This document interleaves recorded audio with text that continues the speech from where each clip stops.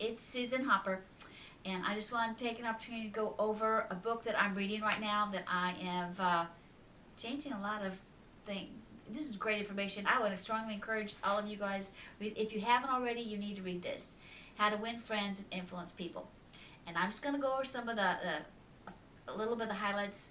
There's a lot in here that's changing how I think. So, but I'll do this a little bit at a time. So today I want to go over just a little bit of some of the fundamental techniques. And the first one that they addressed was, don't criticize. That criticism is futile. 99 times out of 100, you're going to find that people don't criticize themselves for anything.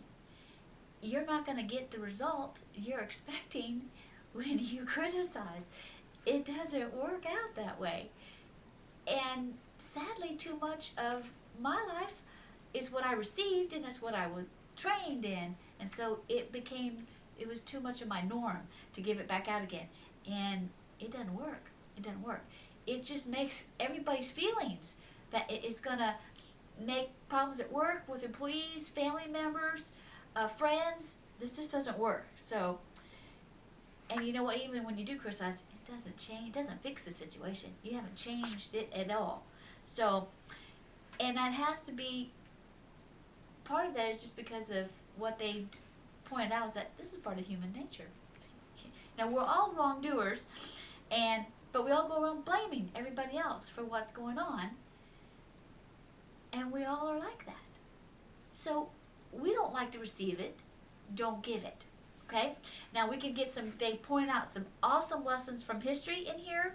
Men who learned the hard way how to do this, and then from that they became awesome leaders. One of those was Lincoln, and he stated, sharp criticisms and rebukes almost inevitably end in futility. So don't go there. That's not going to get you. So, because when you're dealing with people, you need to remember that we're not dealing with creatures of logic. No, we are creatures of emotion. Yes, and we are all teeming over with prejudices, and we are all motivated by pride and vanity. That stuff is in all of us. Franklin said, I will speak ill of no man and speak all the good I know of everybody. Those are awesome words to live by. And then, sadly, one of the main places everybody does this too much is in families. And it's so destructive in families. So I wanted to go ahead and read a little section that came here. It's a story, a little bit, so bear with me. This is called Father Forgets by William Livingston Lard. It said, listen, son, I'm saying this to you as you lie asleep, one little paw crumpled under your cheek, and the blonde curls sticky, sweet, wet on your damp forehead. I have stolen into your room alone. Just a few moments ago, as I sat reading my paper in the library, a stiffening wave of remorse swept over me. Guiltily, I came to your bedside. There are things I was thinking.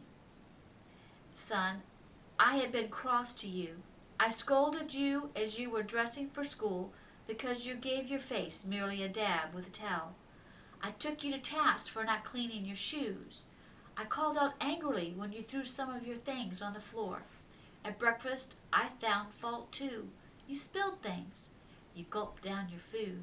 You put your elbows on the table. You spread butter too thick on your bread. And as you started off to play and I made for my train, you turned and waved a hand and called, Goodbye, Daddy.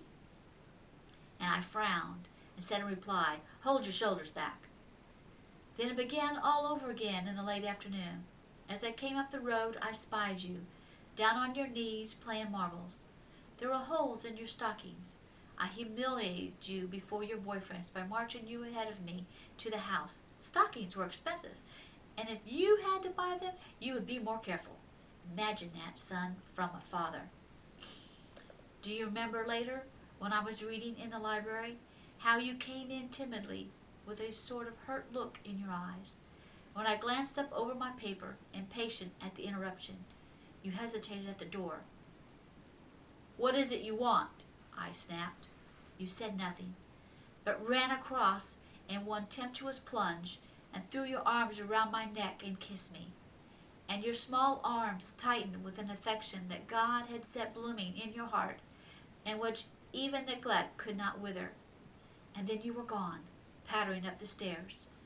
Well, son, it was shortly afterwards that my paper slipped from my hands, and a terrible, sickening fear came over me. What has habit been doing to me? The habit of fault-finding, of reprimanding. This was my reward to you for being a boy. It was not that I did not love you. It was that I expected too much of youth. I was measuring you by the yardstick of my own years. And there was so much that was good and fine and true in your character.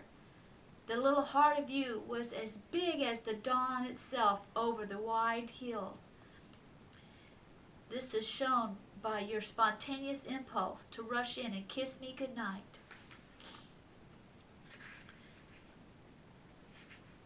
Nothing else matters tonight, son. I've come to your bedside in the darkness, and I've knelt here ashamed. It is a feeble atonement. I know you would not understand these things if I told them to you during your waking hours. But tomorrow I will be a real daddy. I will chum with you and suffer with you and laugh when you laugh. I will bite my tongue when impotent words come.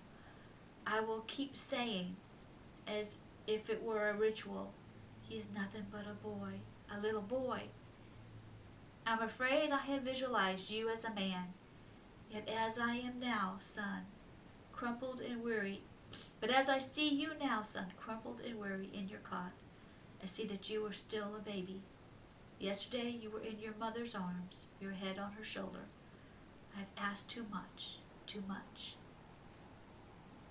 Guys, don't criticize, condemn, or complain. It doesn't get you anywhere. If you've got value from this, I ask that you would comment and share on this post. Share it with friends, pass it along, and I look forward to seeing you guys again. Bye now.